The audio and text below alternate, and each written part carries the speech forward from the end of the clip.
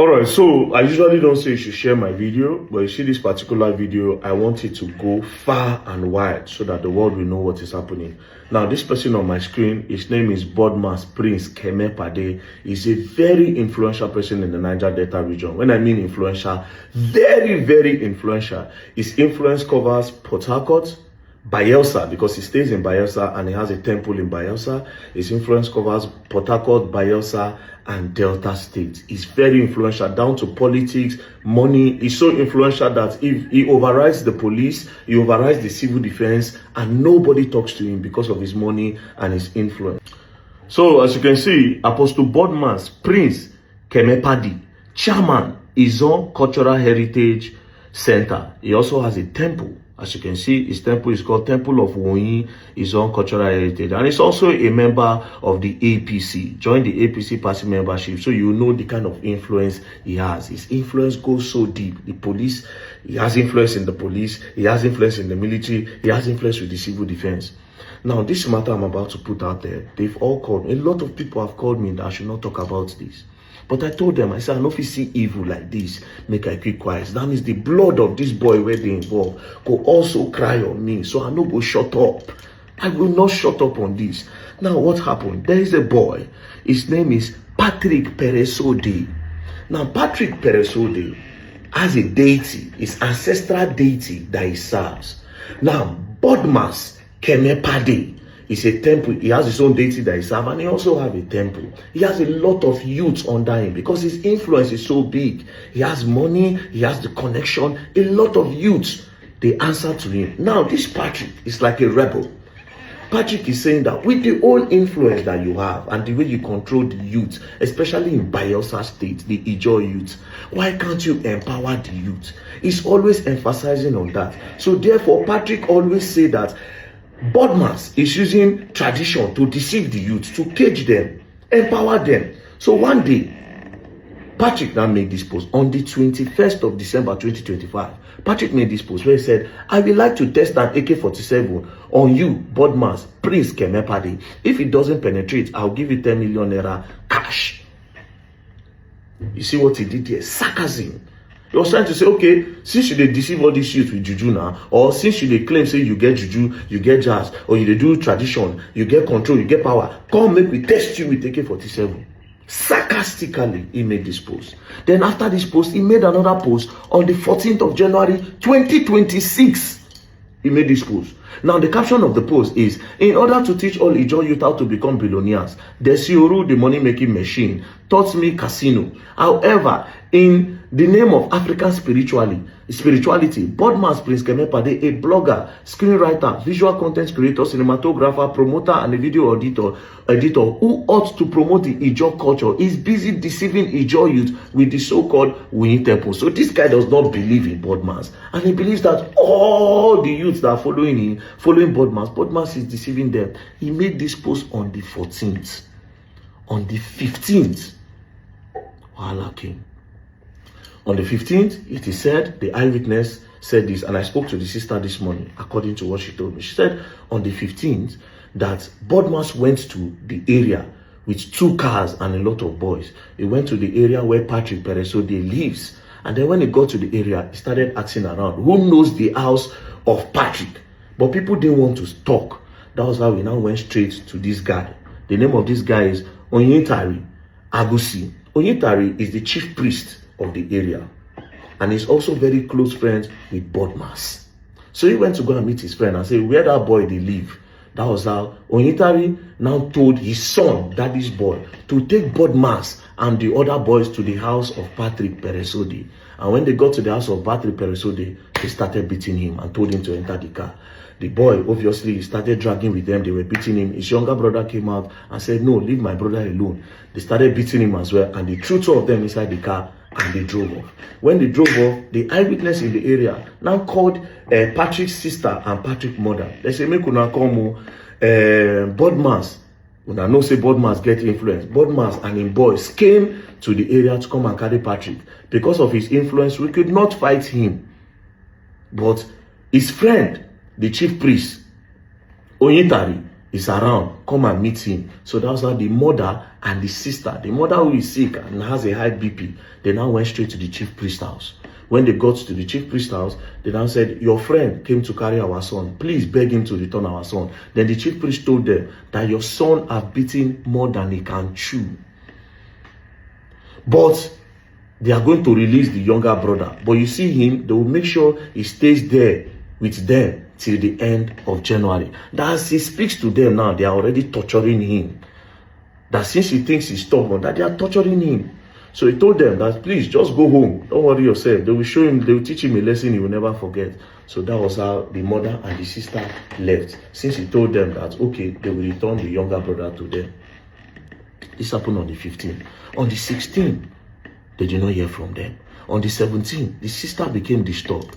And the mother was also disturbed. So the sister told the mother that since you have BP, just wait in the house. Let me go and look for my brothers. So she started going to different police stations, from one police station to the other, to go and search for the boys, just in case they are locked up in the police station, and nobody told them.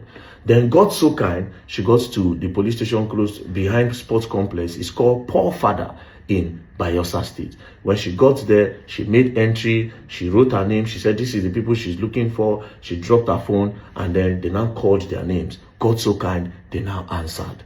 Patrick and his younger brother. They brought them out, policemen were there. She now started asking the boy question with the Ijaw language. She asked him what happened, short bruises on his head and some funny injury. She now asked him what happened.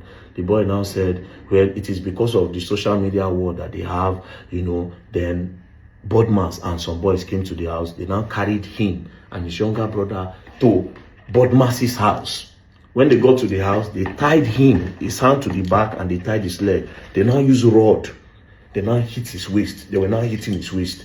They now used some side of cutlass. They were now hitting him. That even his head that is open, they used plank to hit him. So he explained all of this. The sister now said, okay, how are you feeling? He said he's not feeling good. They now returned him back to the station. Now, the sister now started making inquiries on how to get him out. Police, they were now giving her sign of Omonio. So she now went back to the area.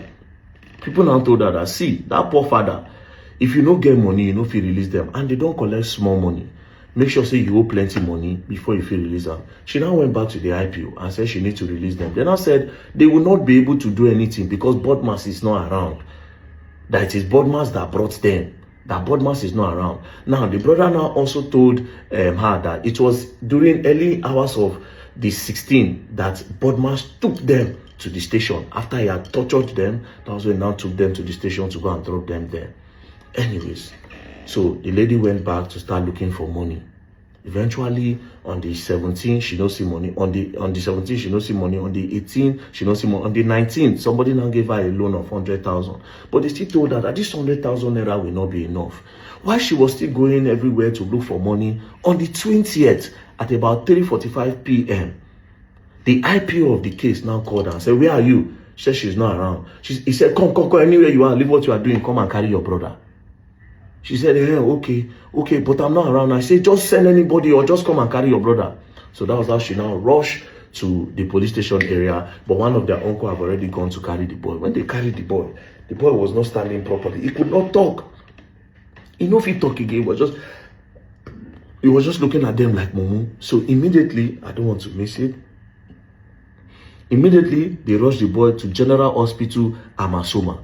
When they got to General Hospital Amasoma, when the hospital saw the condition of the boy, they immediately referred them to Teaching Hospital Okolobri. When they got to Teaching Hospital Okolobri, they saw the way the things was going. The nurse, the doctor, they said, we know if we take care of this boy. They now told them that they should go to FMC Yonogwa. When they got to FMC Yonogwa, when the nurses and the doctor saw the condition, one of the nurses now called the sister to the side and said, after all these things they are doing here, your brother's spinal cord is broken. If you notice, even when we held his neck, it's only when we hold his neck that he stands. Immediately we take out his neck will just go back. His neck bones have also been broken. So like this, his spinal cord is gone. They have to go and do a spinal cord surgery. So when they told them that they need to go and do a spinal cord surgery, the lady said, spinal cord surgery is usually expensive. We did not know that it has gotten to this. It's expensive. They now said, I've given you the hint I want to give you. take this boy to UPTH Port Harcourt for the surgery. They were still running around trying to think, okay, what do they do? Now, in one of those days where they took them to the hospital, this is one of the same from the hospital. Bodmas. Bodmas. Yes, no, bodmas no. Bodmas. I'm not. Bodmas. By this time, the boy could not really talk. The only thing he was saying from every location is bodmas, bodmas, bodmas, bodmas. Before he now later explained. But the day he was explaining, on the 29th, he now gave up the ghost. On the 29th, the boy died. Neck broken, spinal cord broken, bones broken. Got different marks all over the boy's body. And this kind of matter when I say make I keep quiet for. And this kind of matter when they call me say make I no talk. When I know they fear God. Now this kind of matter when I say when I want to use connection cover. I know say the man get money, get connection. He's very connected, politics and everything. But anybody in this country, be it police, be it anybody, if you will collect money to keep quiet on this kind of matter, it will never be well with you and your generation. If you go collect money, shut up for this kind of matter, it no go be well for you and your generation. Now this kind of matter, I won't shut up for. Now this is what I want to say. This is Nigeria. To the Ijaw youth, Bayelsa youth, this is Nigeria. Anything can happen. They fit silence the police. Yes, it happen. They fit silence the police. If you silence them, they no go talk. But now, I will tell you this thing now. This is not a matter that you should move on from. Because if they can do this to Patrick Pereso, they can do it to you tomorrow. And now the way they want to cover this matter, now so they will still take cover around. If police say they won't stop that case, may they do their own way they want to. But for that land, this bodmas guy, he know if you come that kind of place, can't stay again. Wanna no let them stay for there again.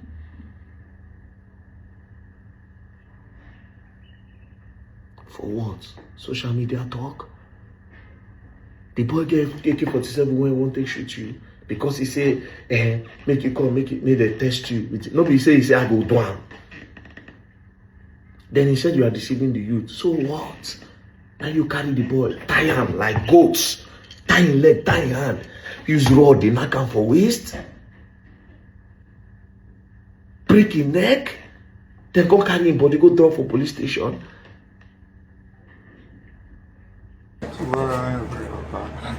Bodmas. Bodmas. Yes, no, bodmas no.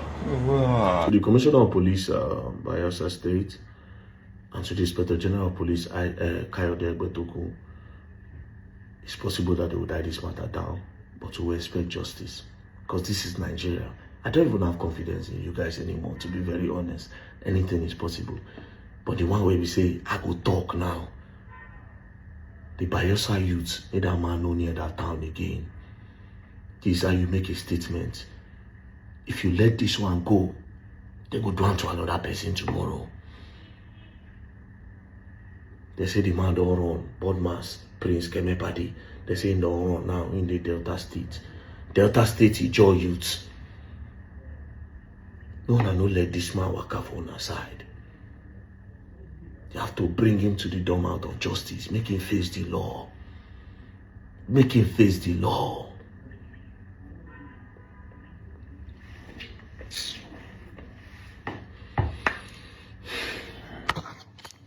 He's on. Mona no gree o. He's on. Mona no gree o.